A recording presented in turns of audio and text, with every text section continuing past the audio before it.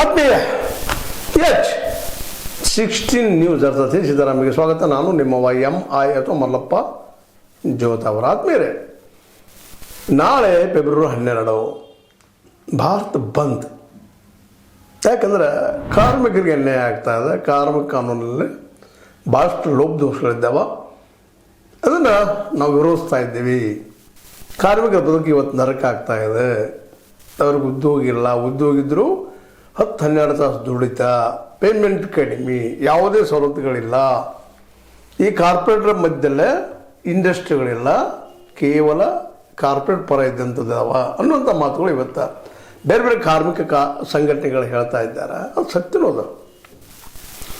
ಯಾಕಂದರೆ ಇವತ್ತು ನಮ್ಮ ಇಡೀ ದೇಶ ಹೆಚ್ಚು ಕಡಿಮೆ 90% ಜನ ಇವತ್ತೆಲ್ಲ ಕಾರ್ಮಿಕರಿದ್ದಾಗ ದಿನಗೂಲಿ, ಕೂಲಿ, ಕಾಂಟ್ರಾಕ್ಟ ಲೇಬರ, 108 ಹೆಸರುಗಳು ಎಲ್ಲ ಲೇಬರ್ಗಳೇ ಇವತ್ತು. ಈವನ್ ಕಾಲೇಜಿನ ಈ ಅತಿಥಿ ಉಪನ್ಯಾಸಕರು ಸಹಿತ ಲೇಬರ್ಸ್ ಆಗಿಬಿಟ್ಟಿದ್ದಾರೆ. ಯಾವುದು ಲೇಬರ್ ಅವ್ರು ಮತ್ತೇನೂ ಇಲ್ಲ. ಅವ್ರಿಗೆ ಯಾವ ಗ್ಯಾರಂಟಿ ಇಲ್ಲ, ಬದುಕ ಗ್ಯಾರಂಟಿ ಇಲ್ಲ.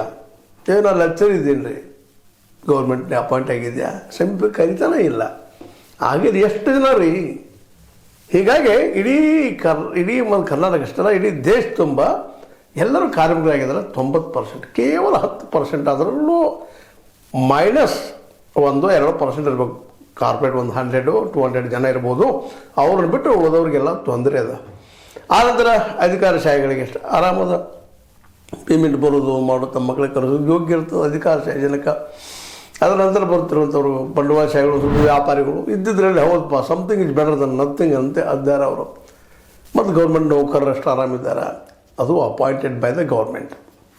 ಅಂಥವ್ರು ಆರಾಮಿದ್ದಾರೆ. ಉಳಿದ ಪಾಪ ಎಲ್ಲರ ಪರಿಸ್ಥಿತಿ ಅದೇ. ಯಾಕಂದರೆ ಯಾವ ಶಾಲೆಗಳಲ್ಲಿ ಶಿಕ್ಷಕನ ಕರೀತಾ ಇಲ್ಲ, ಶಿಕ್ಷಕ ಕೊರತೆ ಅದ. ಶಿಕ್ಷಕರು ತೊಗೊಂಡ್ರೆ ಅದು ಅತಿಥಿ ಶಿಕ್ಷಕರು, ಅತಿಥಿ ಉಪನ್ಯಾಸಕರು, ಅವರು ಲೇಬರಲ್ ಸರ್ವೆ ಇವತ್ತು ಯಾವ ಗಂಟೆ. ಹೀಗಾಗಿ ನಾವು ಲೆಕ್ಚರ್ದಲ್ಲಿ ಅಂತಂದರೆ ನೀನು ಪರ್ಮನೆಂಟ್ ಸರ್ಕಾರ ನಿಂತು ಕೇಳ್ತಾರೆ ಯಾರೋ ತಂದೆ ತಾಯಿಗಳು. ಹೇಗೆ ಅವ್ರು ಹೆಣ್ಣು ಕೊಡಬೇಕಾಗಿತ್ತು, ಪಾಪ ಅವ್ರು ಬದುಕು ನೋಡಬೇಕಾಗಿದೆ. ಇವತ್ತು ಕೊಟ್ಟವರು ಕೈ ಹುಸಿತಾ ಇದ್ದಾರೆ. ಯಾಕಪ್ಪ ನಾವು ಕೊಟ್ಟಿವಿ ನಮ್ಮ ಹೆಣ್ಣುಮಗಳನ್ನು, ಏನೋ ಲೆಕ್ಚರ್ ಅದನ್ನು ಕೊಟ್ಟಿವಿ, ಅವ್ರು ಪರ್ಮನೆಂಟ್ ಇರಲ್ಲ ಅಂತ ಎಷ್ಟೋ ಜನ ಅವರೆಲ್ಲ ತುಡುಕೊಳ್ಳೋದು ನೋಡಿದಾಗ. ಸ್ವತಂತ್ರವಾದ ಮೀಡಿಯಾಗೆ ಬೇಕಾಗಿರುವುದು ಸ್ವತಂತ್ರ ಧ್ವನಿ. ಆ ಸ್ವತಂತ್ರ ಧ್ವನಿ ಉಳಿಸಲು ನೀವು ಮಾಡಬೇಕಾದದ್ದು ಇಷ್ಟೇ. ಅದೇನಪ್ಪಾ ಅಂತಂತಂದ್ರೆ ನಿಮ್ಮ ಕೈಲಾದಷ್ಟು ಸಹಾಯ ಈ ಚಾನಲ್ಗೆ ಮಾಡಿ ಹಾಗೂ ನಿಮ್ಮ ಧ್ವನಿಯನ್ನು ಕಾಪಾಡಿಕೊಳ್ಳಿ. ನೋವನ್ನು ತುಳ್ಕೊಂಡಿದ್ದು ನೋಡಿದಾಗ ಸಹಜವಾಗ ಸ್ವಲ್ಪ ಈ ದೇಶದಲ್ಲಿ ಏನದ, ಎಲ್ಲರೂ ಲೇಬರಲ್ಲ. ಕೆಲವು ಅತ್ಯಂತ ಕಡಿಮೆ ಜನ 10% ಭಾಳ ಆಗ್ತಾರೆ, ಇಲ್ಲ ಮ್ಯಾಕ್ಸಿಮಮ್. ಉಳಿದ 90% ಎಲ್ಲರೂ ಇವತ್ತು ಕಾರ್ಮಿಕರಾಗಿದ್ದಾರೆ. ಅವ್ರಿಗೆ ಯಾವ ಸವಲತ್ತು ಇಲ್ಲ. ಮುಂಜಾನೆ ಸಾಯ್ತಾನೆ, ಯಾವ 300 ಕೊಡ್ತಾನೆ, ಯಾವ 500 ಕೊಡ್ತಾನೆ, ಒಂದು ಸ್ವಲ್ಪ ಒಂದು ಕೆಲಸ ನೋಡಿ ಯಾವ 1000 ಕೊಡ್ತಾನೆ.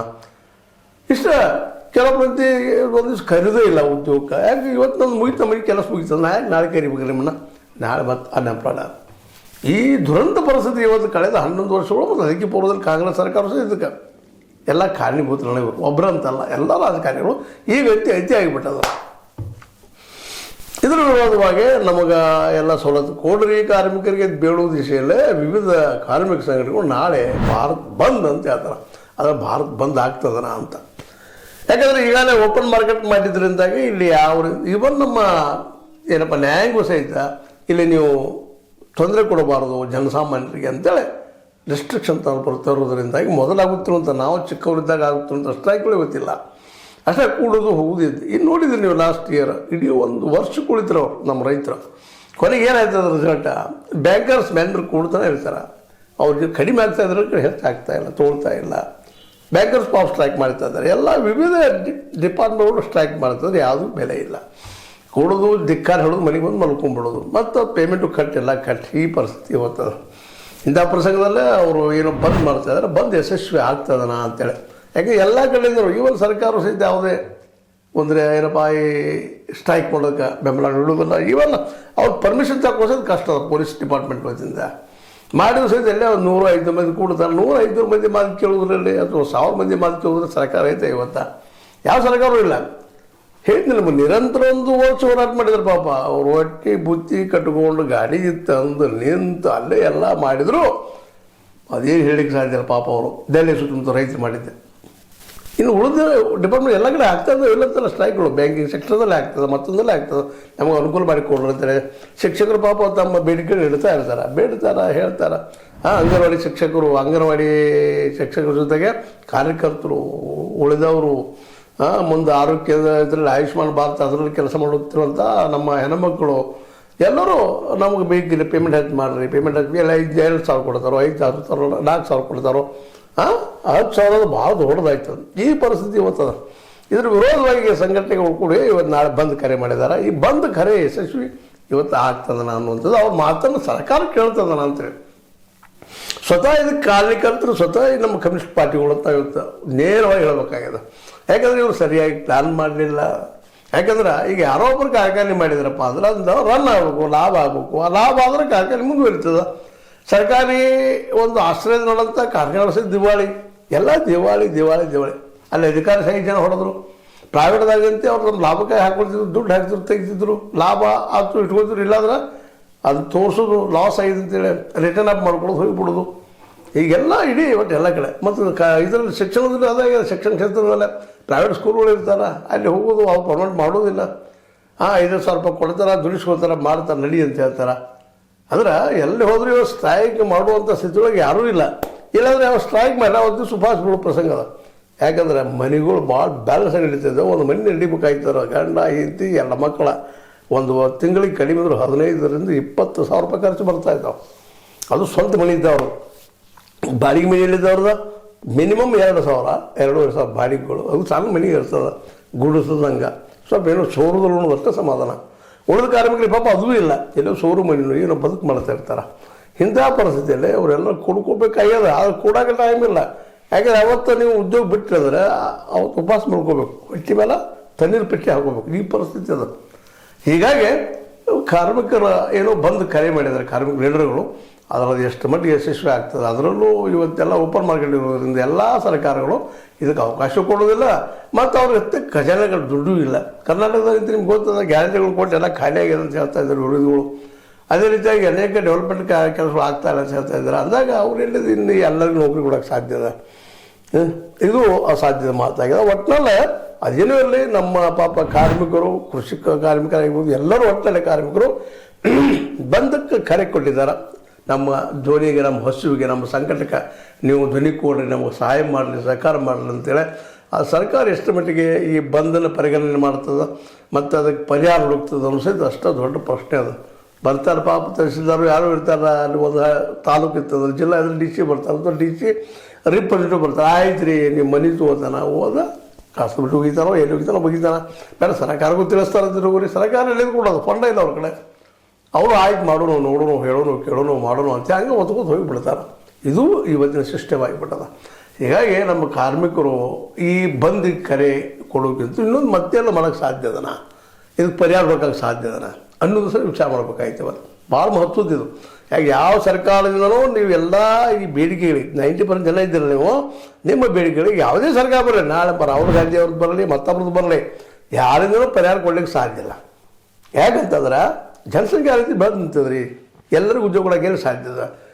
ಕಡಿಮೆ ಅಂದರೂ ಇವತ್ತು ಇಲ್ಲಪ್ಪ ಅಂದರೂ 8 ಕೋಟಿ, 15 ಕೋಟಿ, 20 ಕೋಟಿ ಜನ ಗೊತ್ತಿಲ್ಲ, ಅದಕ್ಕೆ ಹೆಚ್ಚಾಯ್ತಾರೆ. ಒಂದು ವೇಳೆ ನಮ್ಮ ಮೋದಿಯವರು ಅಧಿಕಾರಕ್ಕೆ ಬಂದಾಗ 2014 ಹೇಳಿದ್ದರು ಪ್ರತಿ ವರ್ಷ 2 ಕೋಟಿ ಉದ್ಯೋಗ ಸೃಷ್ಟಿ ಮಾಡ್ತಾನಂತೇಳಿ. ಅದನ್ನೇನು ಮಾಡಿದ್ರಂದ್ರೆ ಇವತ್ತು ಈ ಪರಿಸ್ಥಿತಿ ಬರ್ತಿರಲಿಲ್ಲ.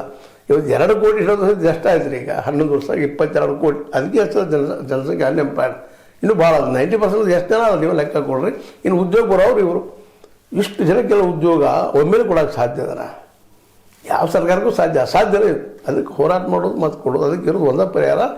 ನೀವೇ ಕಾರ್ಮಿಕರು, ಕೃಷಿ ಕೂಲಿಕರು, ಕೃಷಿಕರು ಎಲ್ಲರೂ ಒಂದಾಗಿ ನಿಮ್ಮ ಸಮಸ್ಯೆಗಳ ಅರ್ಥ ಮಾಡಿಕೊಂಡು ಈ ರಾಜಕೀಯ ಪಕ್ಷಗಳಿದ್ದಾವೆ, ಪಾರ್ಟಿ ಫಂಡ್ ತೊಗೊಂಡು ರಾಜಕೀಯ ಪಕ್ಷ ನಡೆಸುವಂಥವು, ಇವ್ರನ್ನ ಮನೆಗೆ ಕಳಿಸಿ ನೀವು ಅಧಿಕಾರ ತೊಗೋಬೇಕಾಗಿದೆ. ಇವತ್ತು ಅಧಿಕಾರ ತೊಗೊಳ್ಳೋದು ಪ್ರಾಮಾಣಿಕವಾಗಿ ಕೆಲಸ ಮಾಡಬೇಕಾಗಿದೆ. ಗಾಂಧಿ ಹೇಳಿದಂಗೆ ಅಲ್ಲೂ ಅಪ್ರಾಮಾಣಿಕ ಸೇರು, ಲಫುಡ್ರು ಸೇರು, ದುಡ್ಡು ಹೊಡೆಯವರು ಸೇರು ಇವತ್ತು ಆಗಿರಲ್ಲ. ಇವತ್ತು MLA MP, ಯಾವ MLA MP ಇವತ್ತು ಕೋಟ್ಯಾಧೀಶ ಇಲ್ಲ. ತಂದು ನಿಲ್ಲಿಸೋರು ಎಷ್ಟು ಮಂದಿದ್ದಾರೆ ಕೋಟ್ಯಾಧೀಶ ಅಲ್ದವರು. ಅವ್ರು ಹೆಂಗೆ ಕೋಟ್ಯಾಧೀಶರಾದರು? ಅವ್ರ ದುಡ್ಡಿನ ಮೂಲ ಏನ? ಇವತ್ತು ನೀವೆಲ್ಲ ಪ್ರಶ್ನೆ ಮಾಡಬೇಕಾಗ್ಯದ. ಒಬ್ಬ ಸಾಮಾನ್ಯ ಮನುಷ್ಯ ಇವತ್ತೊಂದು ಎಲೆಕ್ಷನ್ ಇಡೋದಂದ್ರೆ ಹುಡುಗಾಟ ಅಲ್ಲ, ಸಾಧ್ಯನೇ ಇಲ್ಲ.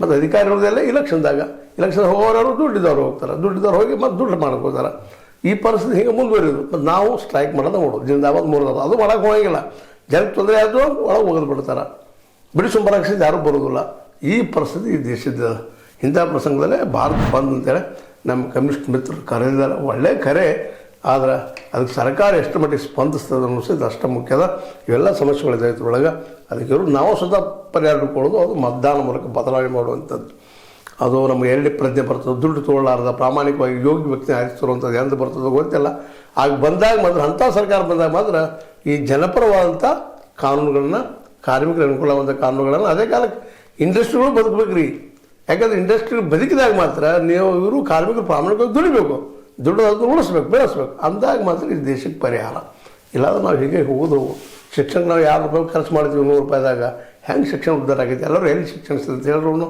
ಮಿನಿಮಮ್ 20% ಖರ್ಚು ಮಾಡ್ಬೇಕಾದ್ರೆ 1 ರೂಪಾಯಿದಾಗ 20 ರೂಪಾಯಿ ಖರ್ಚು ಮಾಡ್ಬೇಕು ಶಿಕ್ಷಣಕ್ಕೆ ಅಂದಾಗ ಮಾತ್ರ ಇವೆಲ್ಲಗೂ ಒಂದು ಉತ್ತರ ಸಿಗ್ಬೋದೇನೋ ಅಂತ ಒಂದು ತರ್ಕ ಮತ್ತು ಸಿಗುತ್ತದೆ ನಿಶ್ಚಿತವಾಗಿ ಯಾಕಂದರೆ ಇವತ್ತು ಚೈನಾ ಇಡೀ ಜಗತ್ತಿನ ಪ್ರಬಲ ದೇಶದಲ್ಲಿ ಫೈಟ್ ಮಾಡೋಕ್ಕಿದ್ದರೆ ಕಾರಣ ಅವರಲ್ಲಿ ತಮ್ಮ ಶಿಕ್ಷಣಕ್ಕೆ 20 ರಿಂದ 25% ಪ್ರತಿ ವರ್ಷ ಖರ್ಚು ಮಾಡ್ತಾ ಇದ್ದಾರೆ ಅಮೇರಿಕ ಮುಂದಾಗಿದ್ರೆ ಅವರು ಅಷ್ಟೇ ಯುರೋಪಿಯನ್ ಯೂನಿಯನ್ ದೇಶ ಮುಂದಾಗಿದ್ರೆ ಅವರು ಅಲ್ಲಿ ಅಷ್ಟೇ ತಮ್ಮ ಮಕ್ಕಳು free education up to 20 to 25% 25% ಖರ್ಚು ಮಾಡ್ತಾರೋ ಮಕ್ಕಳನ್ನ ಬುದ್ಧಿವಂತರು ಮಾಡಿದ್ರೆ ಆ ಸಂಪತ್ತಪ್ಪ ಬುದ್ಧಿವಂತಿಕೆ ಹೈಯರ್ ಎಜುಕೇಷನ್ ಸಿಕ್ಕಂಥ ಮಕ್ಕಳು ಸಂಪತ್ತು ಏನಂತೇಳಿ ಇದಕ್ಕೆ ನಾನು ಹೇಳಿ ತಪ್ಪು ಅನಿಸ್ತೇನೆ ಅಂದಾಗ ಇಂಥ ಭಾರತ ಬಂದು ಹಣ ಬಂದಾಗ ಹೋಗ್ತಾವೆ ಭಾರತ ಬಂದ ಮೇಲೆ ಕೊಡಾಕ್ಬೇಕಲ್ರಿ 1000 ಮಂದಿ ಒಮ್ಮೆ ಬಂದು ನಿಂತ ಇರೋದು ಒಂದು ಕೊಡ ನೀರು ಒಂದು ಕೊಡ ನೀರಿನಾಗ 1000 ಮಂದಿಯಲ್ಲಿ ನೀರು ಹಂಚಕ್ಕೆ ಆಗ್ತದೇನು ಈಗಿರೋ ಪ್ರಶ್ನೆ ಅದು ಈಗ ಯಾವ ಸರ್ಕಾರ ಅಷ್ಟೇ ಪಾಪ ನೋಡ್ತಾರೆ ಮನೆಗೆ ತೊಗೊಳ್ತಾರೆ ಆಯ್ತಪ್ಪ ಅಂತಾರೆ ನಿಮ್ಗೆ ಕಳಿಸ್ತಾರೆ ಒಂದಿವ್ಸ ಬಂದ್ ಮಾಡಿರಿ ಅವತ್ತು ಉದ್ಯೋಗ ಇಲ್ಲ ಉಪವಾಸ ಮಕ್ಕೊಳ್ಳೋಂಥ ಪ್ರಸಂಗ ಬರ್ತದೆ ಇದ್ರ ವಾಸ್ತವವಾಗಿ ಮಾತಾಡ್ತಾ ಇದ್ದೀನಿ ನಿಮ್ಮ ಜೊತೆಗೆ ನಿಮ್ಗೆ ಲೈಕ್ ಆಗಿರ್ಬೋದು ಲೈಕ್ ಮಾಡಿ ಶೇರ್ ಮಾಡಿ ಕಾಮೆಂಟ್ ಮಾಡಿ ಜೊತೆಗೆ ಸಬ್ಸ್ಕ್ರೈಬ್ ಮಾಡಿ H16 ನ್ಯೂಸ್ ಆಗ್ತದೆ ಸತ್ಯಕ್ಕೆ ಬಂದಿರಿ